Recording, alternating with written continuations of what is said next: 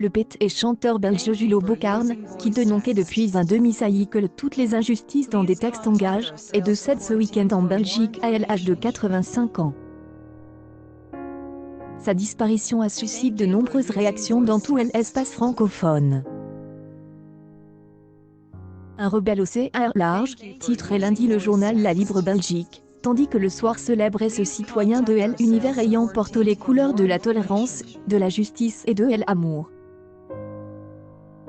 Au Québec, cet artiste humaniste aux 49 albums, et à l'éternel pilover arc-en-ciel était considéré comme le Vignol wallon. En France, pays de ses débuts, il a connu le succès au point d'être longtemps un habitué des festivals des hits. Sur Twitter, le Festival des Francopholies de La Rochelle lui a rendu hommage dimanche en rappelant qu'il y était produit pour la première fois à 75 ans, en 2011, à guichet ferme.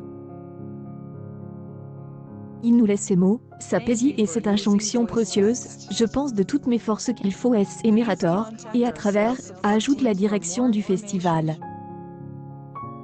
Julo Bocarn était indiscutablement le chansonnier wallon le plus inspirant, a réagi de son côté l'ex-premier ministre belge Laurent Di Rupo, président de la région wallonne.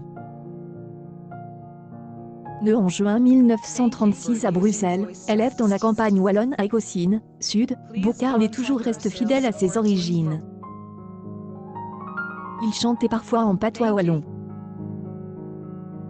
Dans ses textes, il dénonce pêle-mêle les violences policières, le pillage des richesses du tiers-monde, les impérialismes occidentaux avec l'assassinat du dirigeant indépendantiste congolais Patrice Lumumba, ou celui du chanteur chilien Victor Jara, Lettre à Kissinger, 1977.